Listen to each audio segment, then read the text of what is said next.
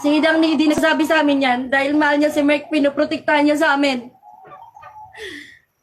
Pag may masabi nga kaming hindi maganda sa pandinig ni Idang na tungkol kay Merck, nagagalit pa yung anak ko sa amin. Si Idang pa yung nagagalit. Kasi pinoprotektahan niya si Merck. Ngayon ang sabi niya, tuloy natin yan. Ngayon sabi niya, ituloy natin to. Kukuha na naman ako ng ibang babae. Blind date ulit. Napasmile ako. Siyempre, di ko alam ano sasabihin ko eh. Napasmile ako. Ngayon, ang akala niya, yung smile ko na yon ay pumapayag ako. Kaya niya ako sinabihan na plastic. Nabigla ako, hindi ako makapagsalita. Huli impact sa akin. Ngayon sabi niya, tuloy natin to, kukuha ako na ibang ka-blind date. Ngayon sabi niya, yung blind date daw na yon papupuntahin niya sa bahay niya. Ang gusto niya, magdadala ng ulam, dadalan daw siya ng masarap na ulam. Para daw makita ng mga subscriber o mga viewers na wala na talaga sila ni Idang. Nabigla ako, pero hindi ako nakapagsalita, ewan ko sa kanya, kung sa palagay niya yung smile ko ay pumapayag ako, umuoo daw ako, sabi niya. Ngayon sabi ko, akala ko ba tapos na? Sabi niya, hindi mama, tuloy natin to kasi pera to. Mukha akong pera, sinabi niya mo. Aaminin ko mama, mukha akong pera. Para sa amin. Para sa kanya lang pala yun. Kaya napaisip ako, sabi ko, okay ba kay Idang na may ganon? Sabi niya, kausapin mo ng heart to heart si KP. Kasi yung mama ko, nag-heart to heart kami. Sabi niya, sorry guys sa suot ko, sorry lahat. Sorry ko na itsura ko ngayon, sorry talaga. Nakausap daw niya yung mama niya. Ang sabi daw niya, nag-heart to heart daw sila ng mama niya. Ang sabi niya daw sa mama niya, gagawin niya yon. Pumapayag daw yung mama niya. Di napaisip ako, sabi ko, ba't ganon? Ba't kausap ko yung mama niya? Mula umpisa ayaw ng mama niya sa content na yon. So ngayon, akala niya okay na. Di ngayon, umalis na sila. Kasama si Drexler. Mapupunta sila ng Cavite. Kasi sasama niya si Drexler, gagawa na naman dapat sila ng content na yung kuya ni Idang, kunyari, isa sa uli yung sing-sing. Ganon. Ganon yun. Kaya sinama niya si Drexler.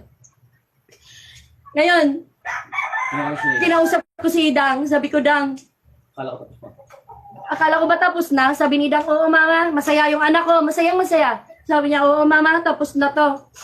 Matatapos na to. Magtatagaytay kami ni Merck. Ang dami niyang sinabing magaganda. Tatagaytay kami, hindi muna kami mag-vlog. Kami munang dalawa. Sabi kay, Dang, hindi ganon ang sinabi ni Merck. Sabi ni Merck, itutuloy daw to hanggang 20. Pumayag ka daw at kukuha na naman siya ng ibang blind date.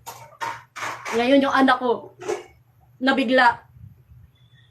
Tinawagan siya ngayon habang nagbibiyahe sila papuntang Cavite kasama si Kuya Drexler niya. Tinawagan niya si Merck. Sabi niya, grabe naman yung ginawa mo. Akala ko ba tama na? Gumanon siya, sabi niya.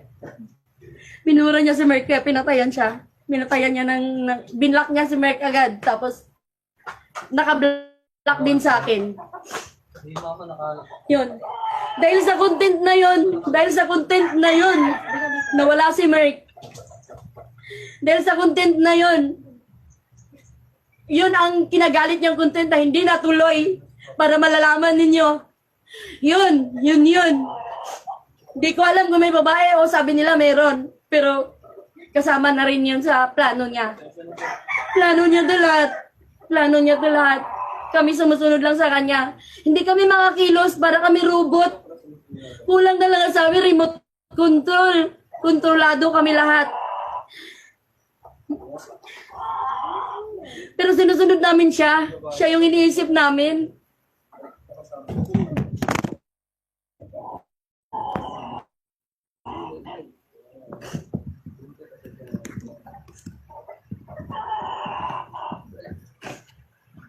Sorry guys, nahulog. Dahil sa content na yon na hindi kami pumayag. Dahil sa content na yon, Dinamay niya pa yung mama niya, pero yung sinabi nag-usap kami ng mama niya, sabi ng mama, Diyos ko po. Ako yung ayaw sa content na to. Tapos ngayon, dinamay niya yung mama niya. Nagchat-chat kami ng mama niya. Nangihinayang din yung mama niya sa pinagsamahan. Sayang din, kasi tinuring na namin siyang anak, pero pag wala pa lang kami sa harap niya, iba yung sinasabi niya sa amin. Totoong tao kami, tsaka mahirap lang kami.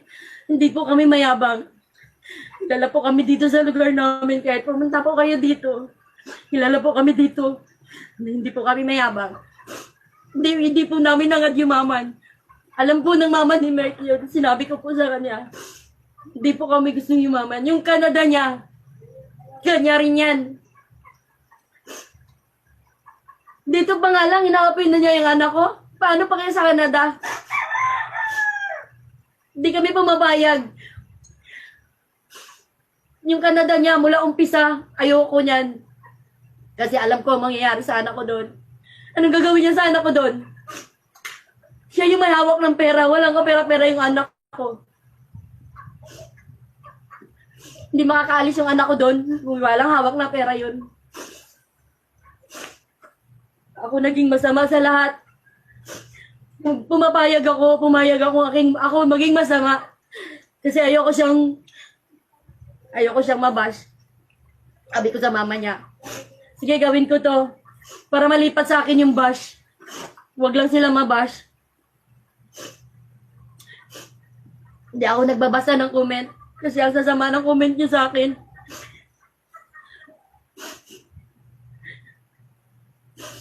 Pero ngayon, nagsalita na yung anak ko. Masaya na ako. Masaya na kami. Umiiyak pa rin ako. Umiiyak ako kasi sobrang sakit. Sakit din. Kung anong naramdaman ng sakit ng anak ko ngayon, dudubli ako. Dumubli sa akin. Kasi ako yung pumapayag. Mali pala ako.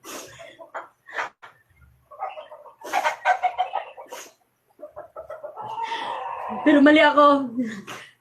Mali ako sa tingin ninyo. Excuse me, Sorry, guys. sorry, Excuse sorry me, talaga. Excuse Sorry. me, guys. Excuse me, guys. Guys, excuse me. Excuse me. Guys, kausap ko ngayon si Head Turner. Head Turner, kausap ko si Boss John. Head Turner. Ito po yung naging controversial din sa issue noon. Siya po na isa rin po sa kaibigan po, barkada namin ni Mark. Mami, huwag kang umiyak. Ni Derek Ulo. Isa po siya. Bago kami nagkahiwalay-hiwalay, guys. Siya po ang number 1 na talagang kumontra na dyan sa ugali ni Derek Ulo. Siya. Tumawag sa akin ngayon, guys. Tumawag. Hindi nyo alam yung mga taong nakapaligid na nakaintindi na kay Derek Ulo. Na umalis na sa poder niya dahil ganun po siya makasarili. Yung ugali niyang hindi napakaganda. Marami ng taong nag-alisan. Dapat ang tao hindi dapat umalis sa sarili. Sa mga barkada dapat lalong dumadami. Siya mali. Nag-aalisan sa kanya. Bakit? Yun ang number 1 questionable kung bakit. Ay. Si Boss John, Head Turner. Yan po, may sarili po rin siyang channel. Yan po ang nakakaalam lahat kung paano pinutiktahan niya si Kipi. Pinupuntahan niya po ngayon si Kipi at sino gusto niyang sunduin at protektahan. Kasi hindi lumalabas daw sa bahay ni Kambal. Nandoon daw, nagtatago. Ngayon, sabi ko sunduin niya nang sa ganun maayos. Ngayon, gagawa po sila ng paraan kung ano man na masundo yung anak ko. Guys. So, ngayon, alam nyo na po kung lahat. Alam nyo na po lahat. Alam nyo na po lahat yan. So, kayo na pong bahala kung anong nasa isipan ninyo. Sabihin nyo. It's your freedom po. Pero, wag lang po sa pamilya namin dahil kami ay sunod-sunuran lang kami sa strategy ni Derek Ulo eh. Para sa future daw nila eh. Samantala saan ba yung future? Hindi yung future nila. Future niya. Wala po kaming picture doon. Asawa ni iiyak na rin eh. Future niya yon, hindi sa amin. Kita nyo naman kung paano mag-handle. Pero sumuporta kami. Itong mga tao na to, napakamahal namin to guys. Nagulat na lang ako. Tumiwalay. Nagkaroon pa ng problema bago paghiwalay. Bakit? Ayaw namin maniwala sa kanya eh. Nandun yung suporta namin kay Mark eh, pero sila humiwalay. Ngayon, hindi na po napigilan. Ayaw na kasi namin maniwala sa kanya. Dahil napaikot kami ni Derek Ulo. Intindi yan, matindi talaga yan, totoo yan. Tama yung sinasabi ni Makagago. Ang director talagang ulo niya. Totoo yan.